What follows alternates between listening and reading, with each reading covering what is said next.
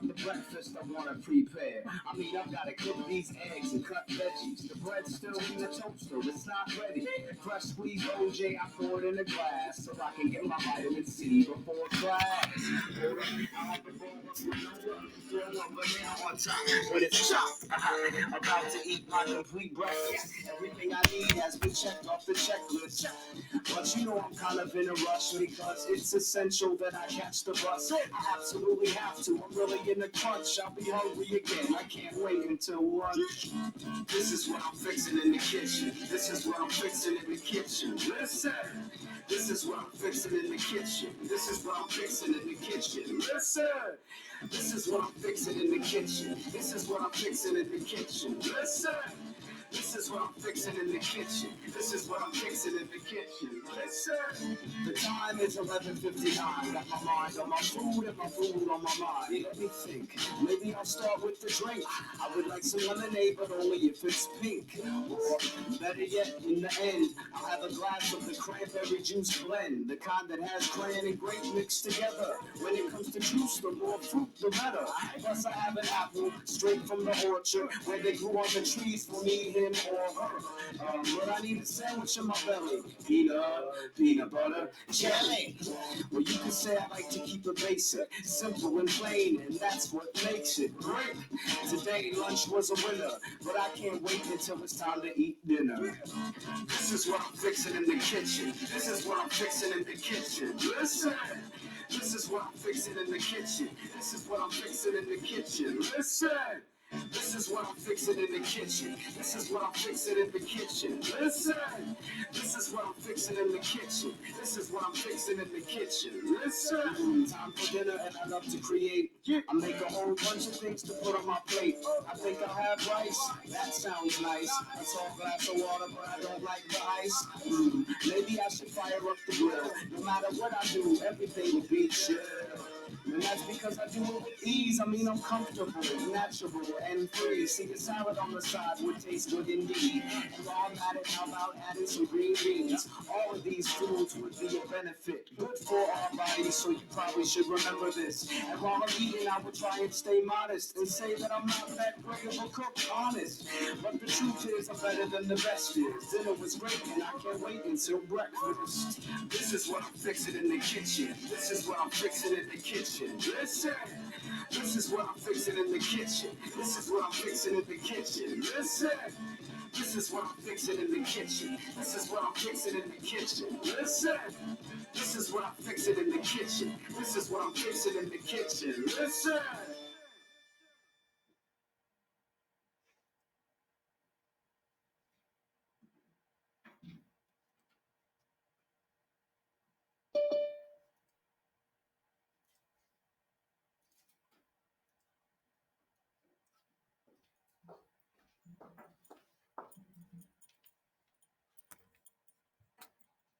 All right, can you guys hear me?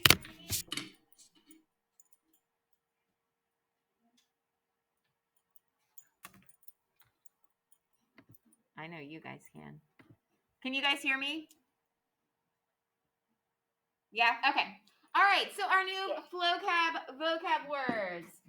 Basic, having to do with the main or simplest part of something. If something is very basic, it's very simple, right?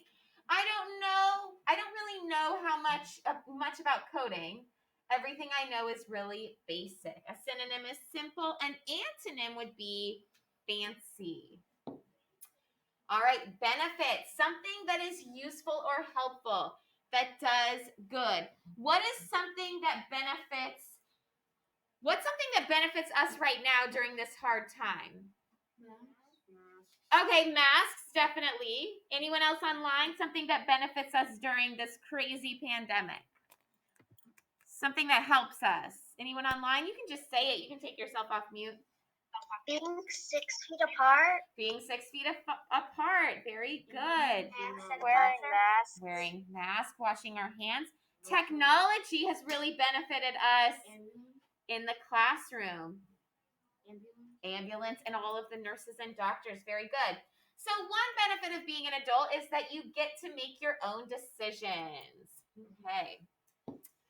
blend, to come or mix together into one. A smoothie is a blend of different fruits and juices. So blend, combination, mixture, that shouldn't be a very difficult word, right? Complete, having no missing parts. You've completed the entire thing, okay? You've done the whole thing.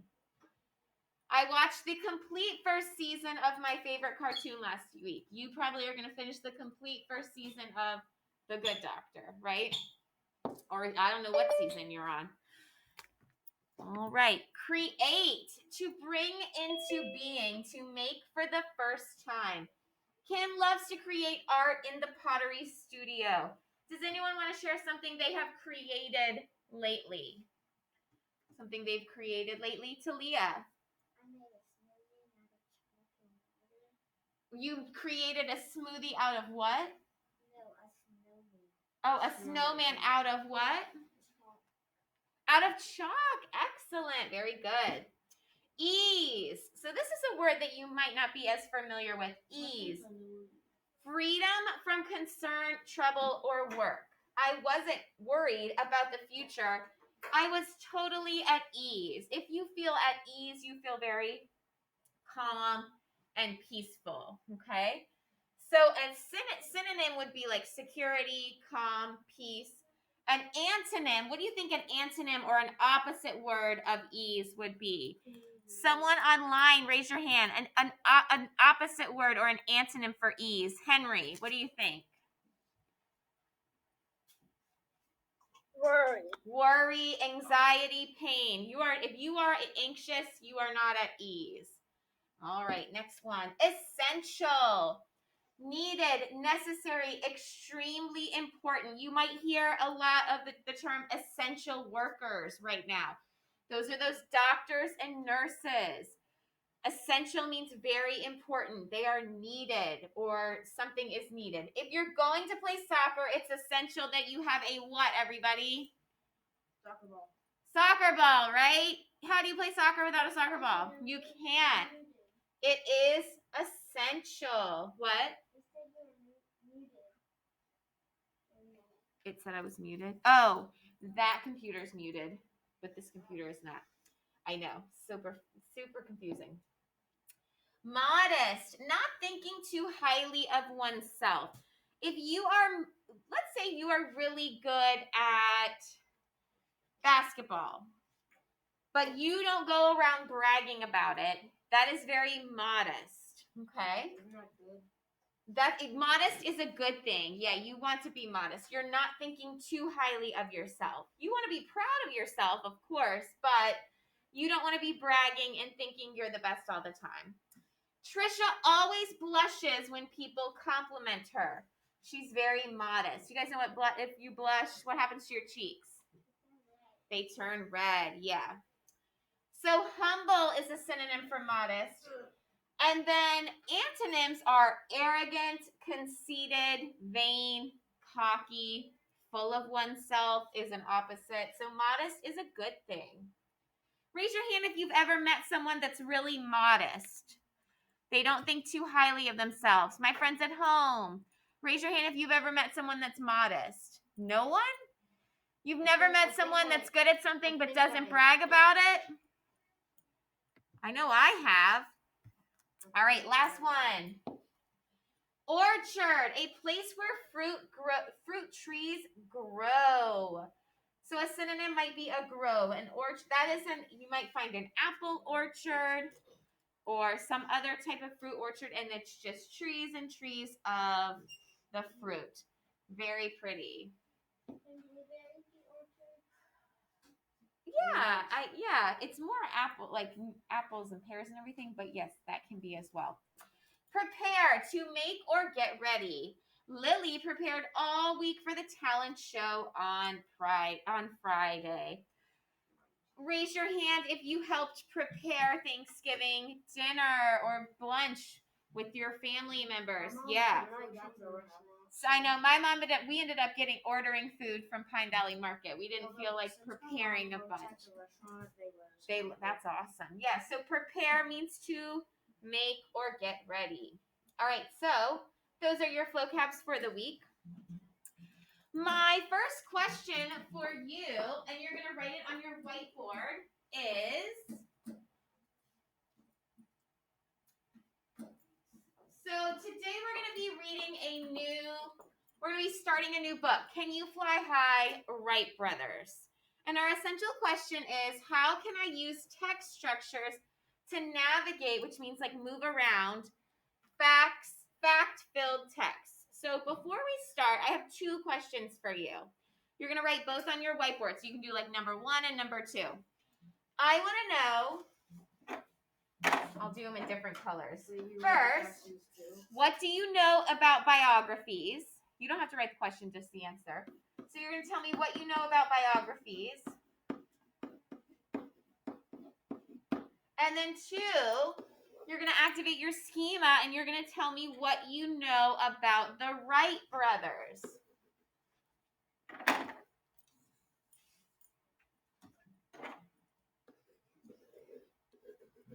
Is Jordan Weevil online, Miss Caldwell? No. Okay. Is Amaya online? No. Okay, thank you. All right, you guys have about a minute and a half to answer both questions on your whiteboard or you're in your notebook. Go ahead. I'm going to have to turn this light on.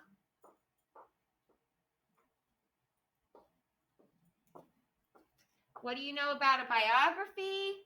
What do you know about the Wright brothers? I'm looking at my friends online. I should see all of you writing down. Sebastian, please turn on your camera. Good. I see Alden hard at work and Henry and Thais. It won't let me. Oh, okay. Thank you for letting me know, Sebastian. That's fine. Aiden's working hard and Liliana and Lily, Natalie. Aiden P, make sure you're writing down either in your notebook or on your whiteboard. Valerie's writing hers down. Kendrick. Logan, I need to be able to see you, not your bed. Can you move your camera down just a tad? Perfect, Logan. I love how you're writing it down. Logan, your hair looks good. I think, did you get a haircut? Yeah, looks good. Layla, you're working. All right, my friends, you've got about 30 seconds. What do you know about a biography? What do you know about the Wright brothers?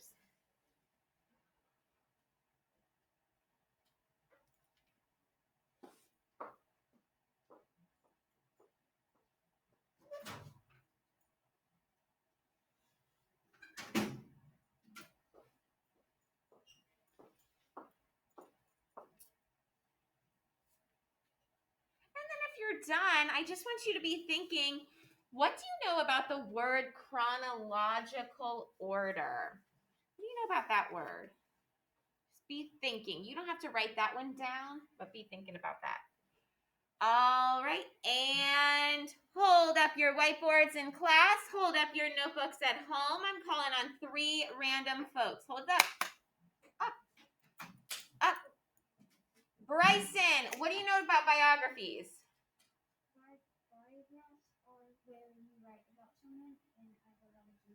Yes, biographies are when it's written about someone. If you were writing a biography, you would write it about a person. You guys can put your whiteboards down.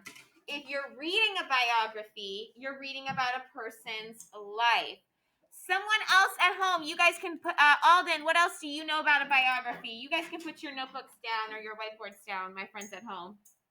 It's a person writing about another person, so he'll get the reader information about that person.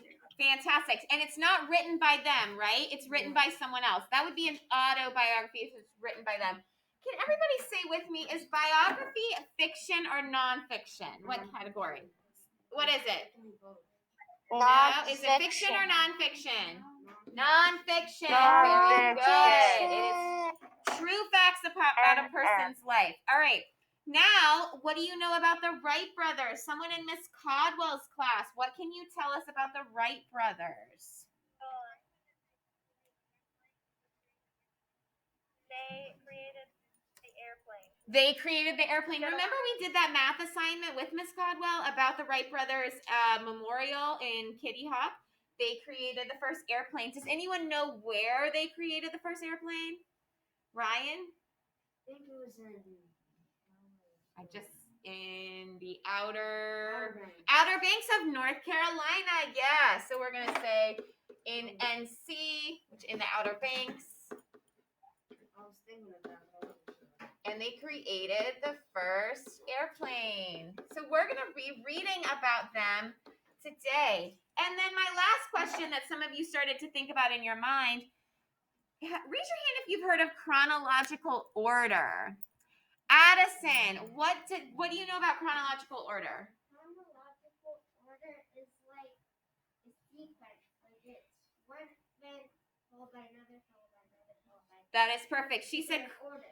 yeah, she said chronological order goes in a sequence. It goes like first, next, after that. Your life goes in a sequence, right? It goes in order. Has anyone ever made a timeline of their life or seen a timeline? That goes in chronological order. So biographies are written in chronological order because they're telling about a person's life. You can erase your whiteboard. And I'm going to show you a quick brain pop about chronological order. I'm sorry, about biographies. And then we are going to start our book. Yes. Did you know that the Wright Brothers used to make kites before they started making airplanes? I did, and we're going to read about that actually. Yeah. Very cool. Very cool.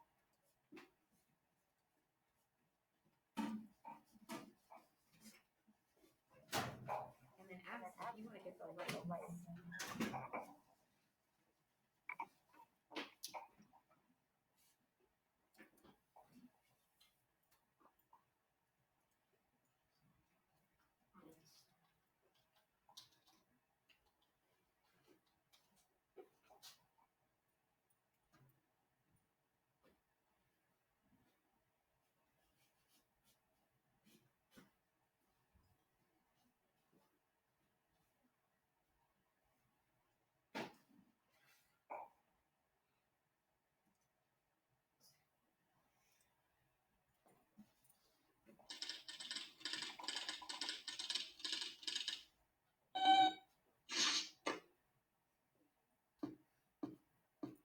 Hey, what's up, robot? You're writing a biography? Of who? Little Jimmy? Has that guy even done anything worth writing about?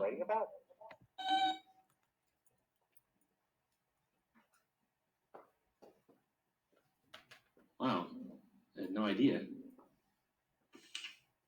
Dear Tim and Moby, I have to write a biography for English class, and I'm not sure what to do. Can you help? Sincerely, Benny. Benny, it's your lucky day. Moby and I would love to help.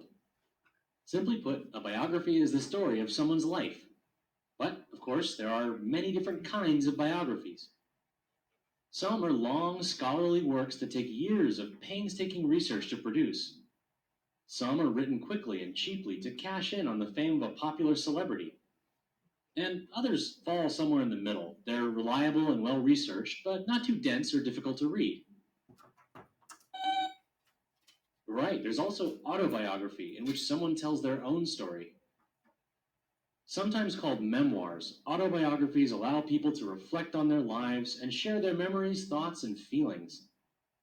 Meanwhile, biographical dictionaries contain brief descriptions of the lives of lots of people.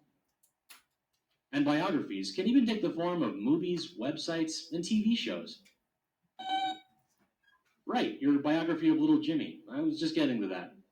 If you're writing a biography, you're going to have to do a whole bunch of research, including both primary and secondary sources. Primary sources are materials that contain original, first-hand information about the subject. I'm going to skip over a little bit of this because you don't need to know this for what we're talking about. Yep, once you've finished your research, it's time to start writing. But writing a biography can be tricky. It's a lot more than just a list of dates, times, and events. Well, sure, creating a timeline can help you keep your information straight. But when you write a That was a great example of chronological order. biography, you want to tell a compelling story. You should start by coming up with a thesis statement or a main point.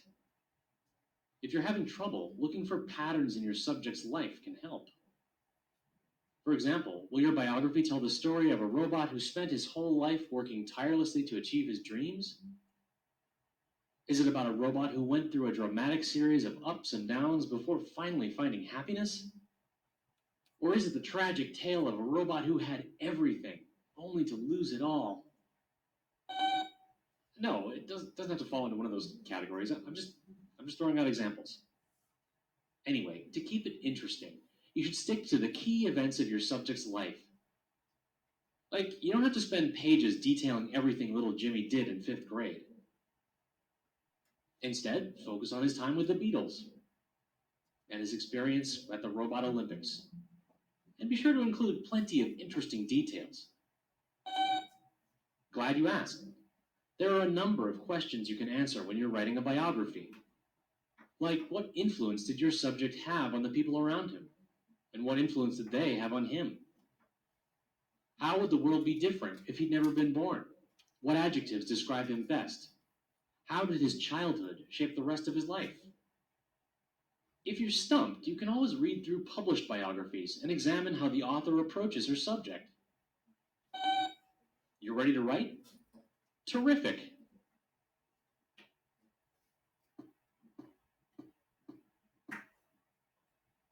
Yeah, that's about what I expected. Okay.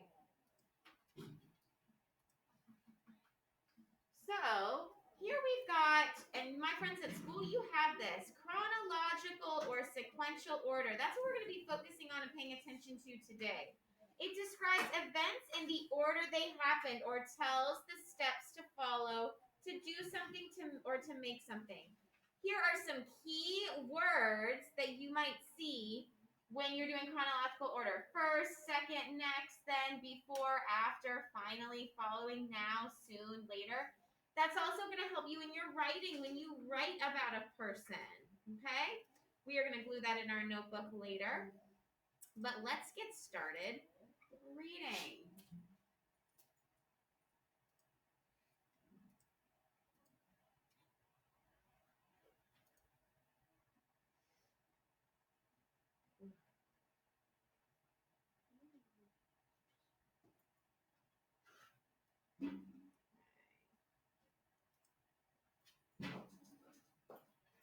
Can you guys see? You can kind of see it, can't you? Yeah, You want me to keep the lights off? I've read this book before.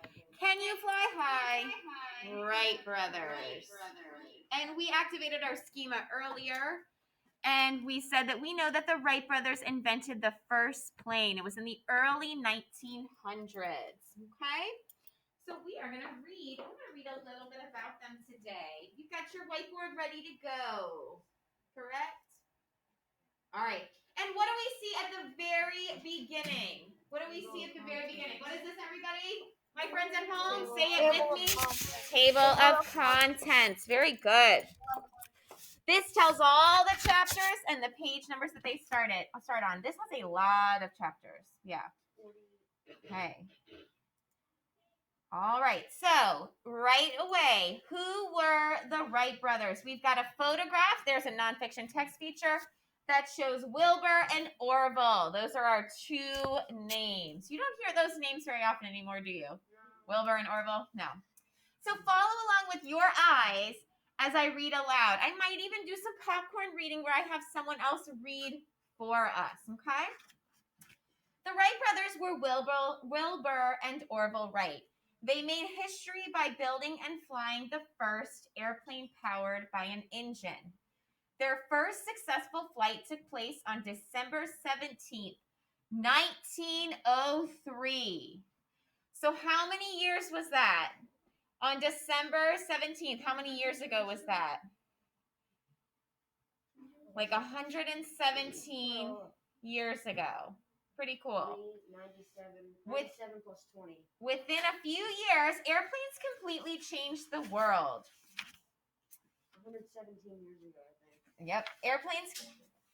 Early airplanes fought battles in World War I and delivered mail over big distances. Later, planes carried people around the globe and did many other jobs from fighting forest fires to spraying crops.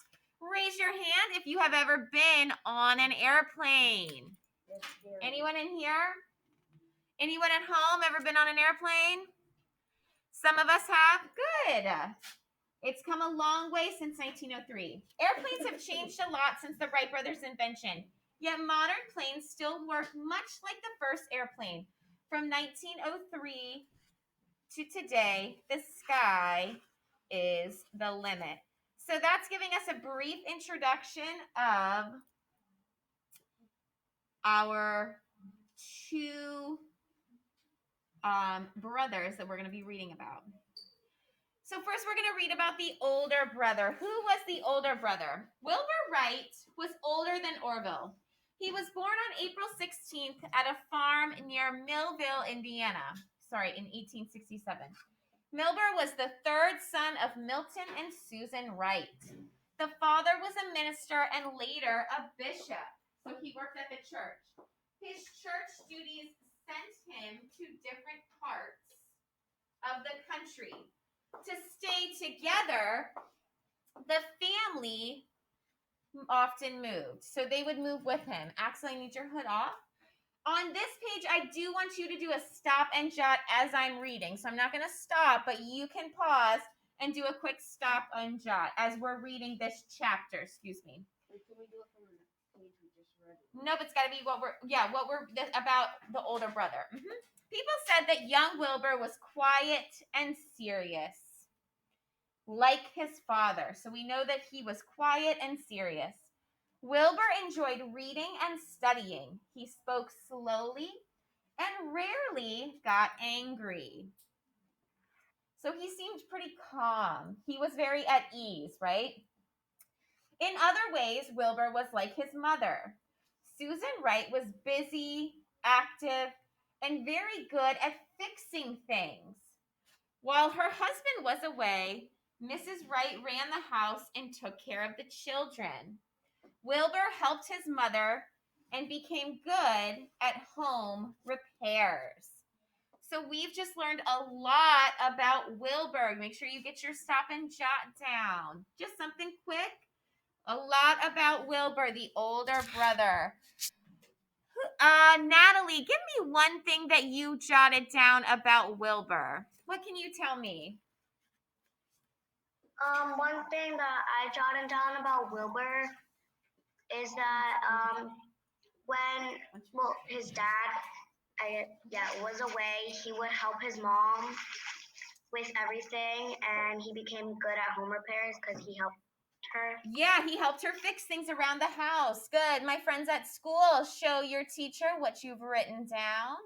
Good. All right, you can erase your board. I want you to do that for each chapter. A quick stop and jot of something you've found interesting or learned. So you can erase it. Now we're going to read about the younger brother. How much younger was Orville Wright? Orville Wright is our younger brother. Orville Wright was born 4 years after Wilbur on August 19th, 1871. It's close to your birthday, you're right. By that time, the family was living in Dayton, Ohio. Because remember, they moved around a lot because Dad had to move for his job, so they would follow him. Orville was more fun-loving than Wilbur. He spoke fast and enjoyed telling jokes. He often played tricks on people. His bubbly personality led Orville's friends and family to call him Bubbo. As a child, Orville was very curious, but not too interested in school. His favorite activity was taking things apart and discovering how they worked. When he liked to put them back, then he liked to put them back together again. So he would take something apart, figure out how it worked, and then he would put it back together again. Pretty cool. Orville and Wilbur's older brothers were named Ruchlin and Lon. Their sister Catherine was born 3 years after Orville. When their mother died, Catherine was 15 years old.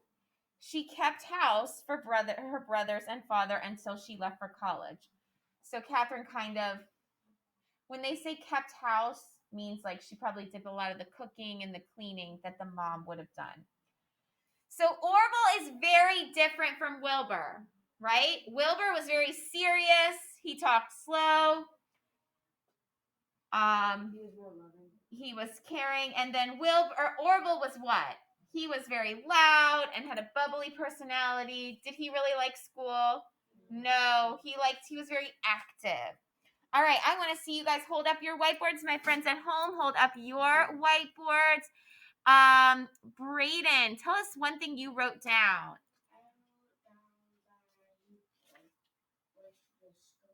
He loved to discover things and how they were made. Fantastic.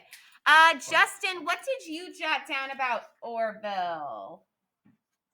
I wrote the same thing. Can you say it in your words? I want to know what you wrote down. He liked to take things apart and figure out how they was made and build them back together. Excellent. Do you guys think that's going to help him later on in life? Yes, I think it is. Notice how they're telling us right now about their childhood because we're going in chronological order. Good. Erase your boards. Let's get it ready for our next page. Did the brothers have did they have happy childhoods? Okay.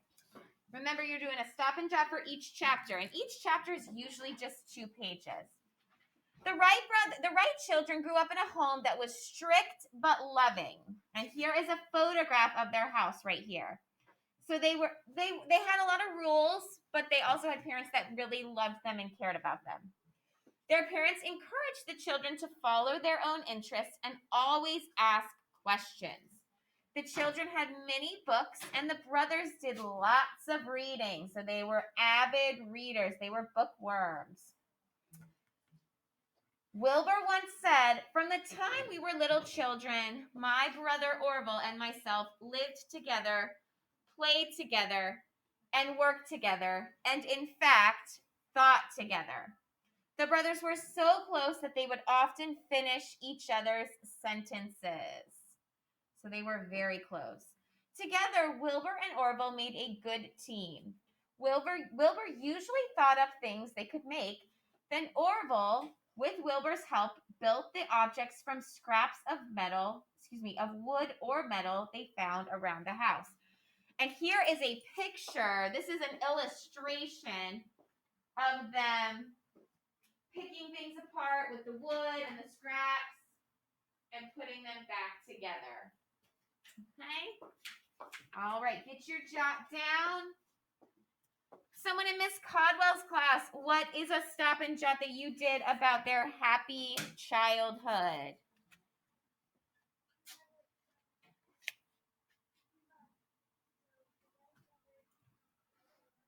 And then I want you guys to hold it up in here.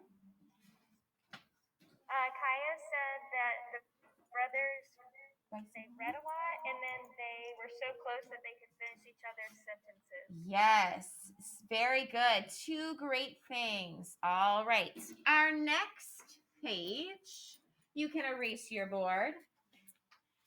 When did the brothers become interested in flying? So we've learned more about their childhood. Now we're kind of getting into the phase of, all right, well, how did their childhood set them up for making the airplane later in life? When Wilbur was 11 and Orville was 7, because remember they were 4 years apart, click your pen, eraser down, eyes and ears, thank you. Their father brought home a surprise. It was a toy helicopter. Raise your hand if you've ever seen or owned a toy helicopter. Anyone? Yeah? Oh, yeah. The plane was powered by a rubber band attached to 2 propellers. The propellers are like what spins so it can fly. Twisting the rubber band made the propellers spin and sent the helicopter up into the air. The boys spent hours playing with this toy. They named it the Bat. When the bat broke, they were able to fix it right away. The brothers also made copies of the bat and earned money selling the toys to their friends. So then they kind of started a little business, didn't they? They would make copies of it. They would make their own version, and then they would sell it, and they would make money. Pretty smart. Later, the brothers tried to build a larger toy helicopter, but they could not get it to fly. When Wilbur and Orville said their interest in flying started with the bat and the trouble they had making a larger helicopter. And here, this is a great diagram. I'm going to zoom in a little bit for my friends. So here, this shows, this is a diagram, which is a nonfiction text feature. You've got, you guys see, you've got your propeller. This is where the rubber band was. We've got another propeller. And then we've got our caption, turn the bottom and twist the rubber band. And we've got our boys playing here. So my question for you, now you do not need to do a stop and jot. I have a quick question for you. How did the bat play an important role in the future of the Wright brothers? So that's your response on your whiteboard now. How did the bat, remember they named their helicopter the Bat. How did it play an important role in the Wright brothers' future? You've got 1 minute to respond. How did the Bat play an important role in the Wright brothers' future? What do you think? Go.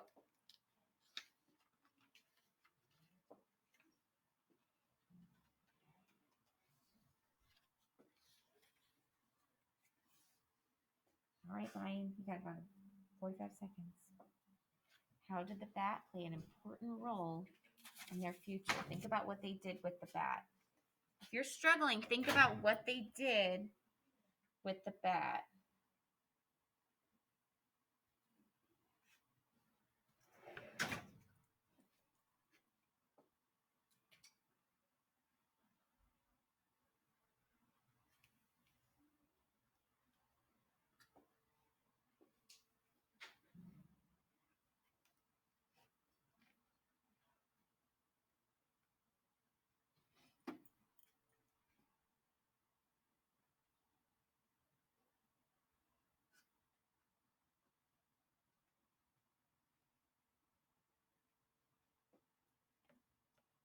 Hold up your whiteboard when you're done. My friends at home, hold up your whiteboard or notebook when you are done. I'm going to call on 3 random folks. Well, actually, probably 2. I'm going to call on someone online first. Layla, what did you write? What do you think?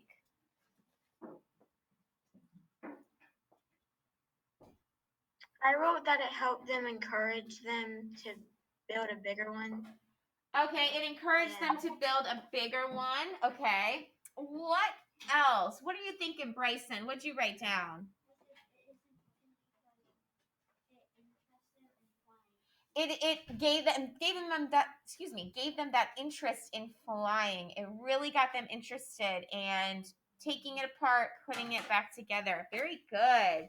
So yeah, it really spurred or sparked that interest in flying. Who knows what would have happened if their father didn't bring home the bat? Like we may not have the airplane today. All right, erase your board. We're gonna read a few more pages for the day.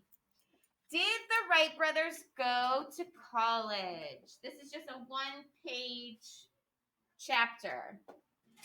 Orville and Wilbur were average students. An average student is just like a mediocre student. However, neither of them graduated high school. Click your pen, Axel. Orville dropped out before graduation, and Wilbur never took his final exam. So they didn't graduate high school. But they were smart, weren't they? Yeah. Wilbur thought about going to college, but an accident changed his mind. He was badly hurt playing ice hockey. His recovery took 4 years. During that time, Wilbur also took care of his mother, who was very sick. After that, he decided to stay at home. Instead of going to college, both brothers made up their minds to start a business. So do you see now we're at what age? They're in like high school and college age. They're probably like 18. We've learned about their childhood, and now we're moving on to kind of their adulthood life. All right, for this next page, please make sure you do a stop and jot. What was the Wright brothers' first business? Orville got interested in the printing business when he was helping his father in the church printing plant. At 13, he built his own printing press. A printing press is what they used to use to make newspapers. It printed newspapers.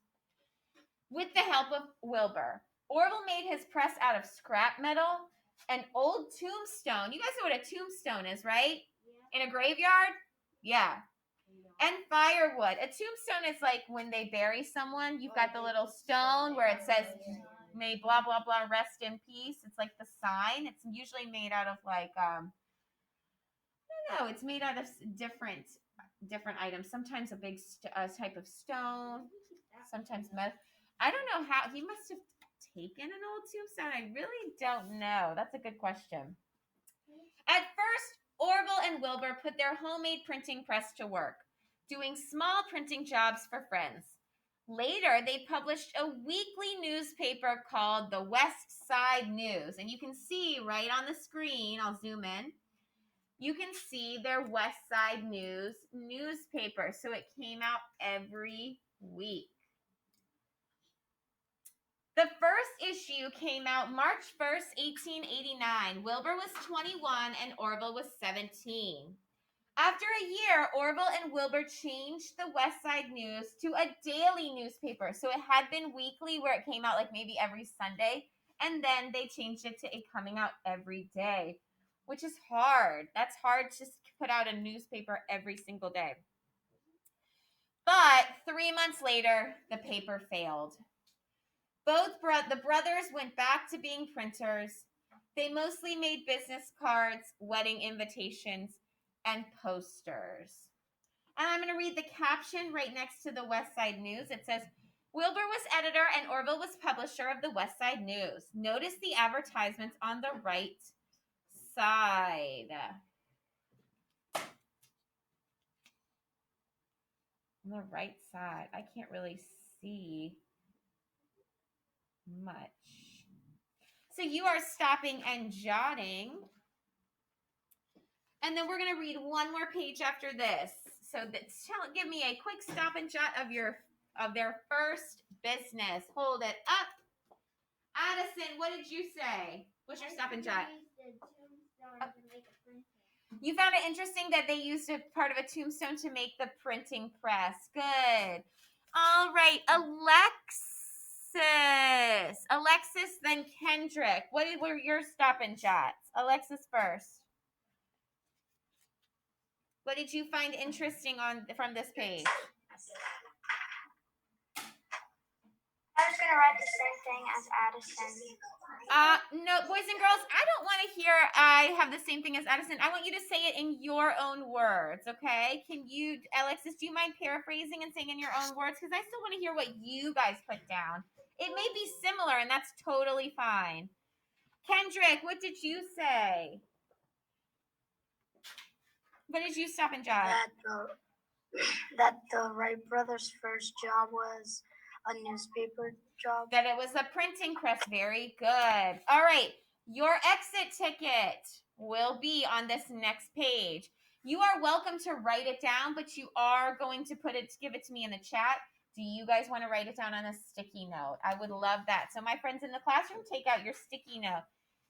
What did the Wright brothers do next? Because I don't think we're not going to get to the original page that I had planned to leave off on. So we're doing a different sticky note or exit ticket than what is on the daily schedule. So what did the Wright brothers do next? After their printing press business failed, what did they do next? In the 1890s, a new fad, a fad is like something that's popular for a certain amount of time. All right, Axel, put it down, pay attention. Was sweeping the country. Guess what it was? Any ideas based on what we see on the picture? Bicycles. Yes, it was bicycles. The old kind had a giant front wheels and tiny back wheels. So do you see how it had a giant front wheel and a small back wheel? That's how the old bicycle used to look. The new ones looked a lot like they look today. They were safer and easier to ride. The old ones with the big front wheel, it could cause you to flip forward because the wheel was so big in the front. You don't know what you're riding yet. I haven't given you your exit ticket. Yeah.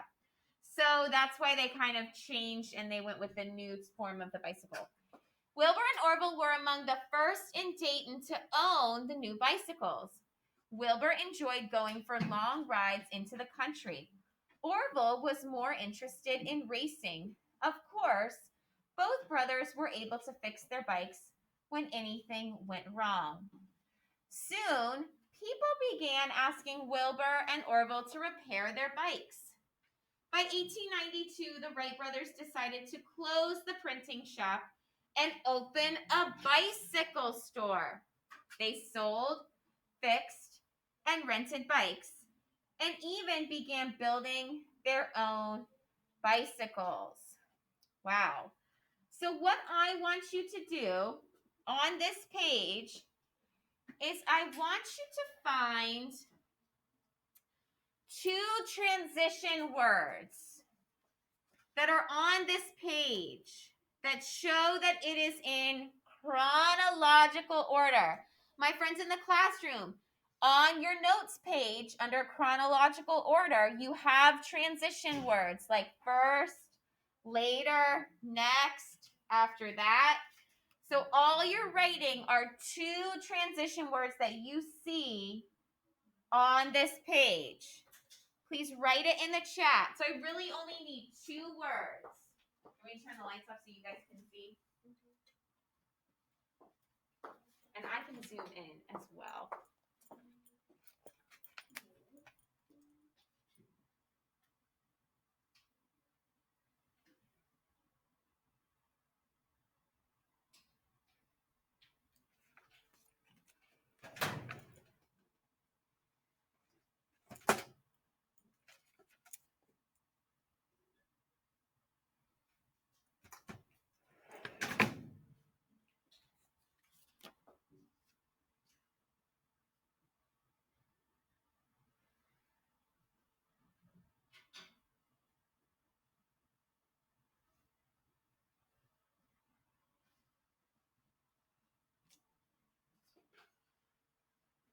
You know what? I might adjust our exit ticket.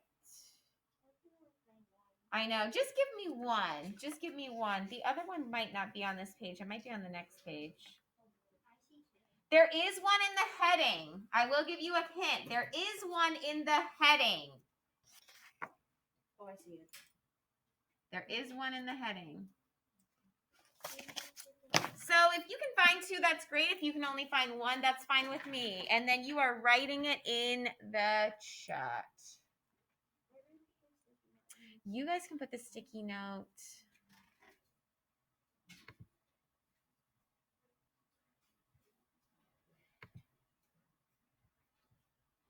Give me 1 second. Miss Person,